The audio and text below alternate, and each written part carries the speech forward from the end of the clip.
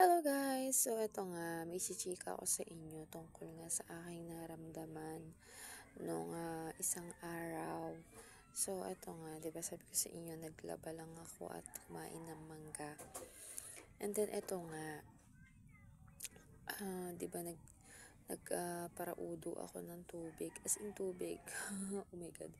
So ito, naisip ko na kailangan kapag ikaw ay may nararamdaman na ganun, alam mo yun, yung kailangan mo na self-medication ka. So, unang-una kapag ganun mga idol, itry nyo muna inumin yung mga pag-uudo kagaya ng Lomotil.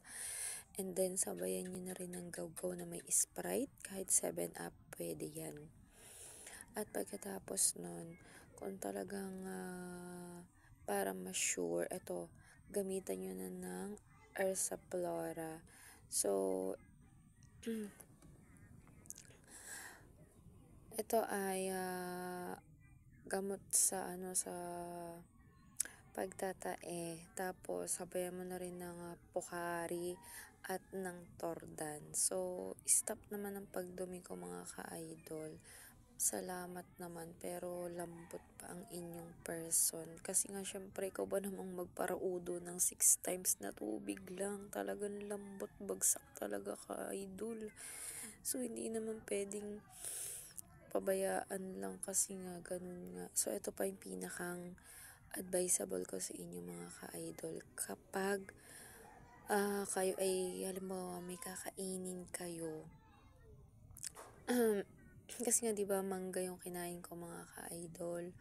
So naisip ko kagabi na kapag ako ay naa-allergy sa hipon, alam niyo yun, allergy kasi ako sa hipon mga ka-idol. Pag kumakain ako ng hipon, ay talagang nag-uuduan din ako. Alam mo yun, yung sakit ng tiyan ko, kulong-kulo, ganan-ganan. Tapos namamantal. So ang gagawin ko lang nun, turo yun ng nanay ko, ay basta pagkakain ako ng hipon, nagtitira ako ng ulo or ilang peraso, kasi if ever na ako ay samain or ma-allergy, susunugin yun. So, naisip ko kagabi, mangga yung nakasama sa tiyan ko. E di, pinagsunog ko yung aking mister. So, kahit na inaaway ko siya at gusto ko nang makipag-iwalay sa kanya, ay iniintindi pa rin niya ako.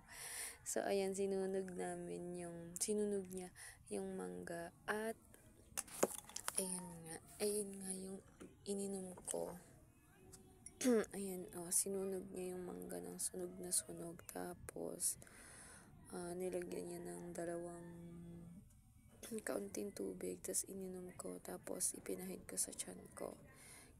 Kaya kayo mga ka-idol, kung ano yung alam nyo na kinain nyo, bago sumama yung tiyan nyo, itry nyo rin tong gamot na to kasi mabisa din. Talagang ginawa namin kagabi ay nawala yung pagkulo-kulo. Pero medyo masakit pa rin. Pero 'di ba, hindi na kagaya nung una.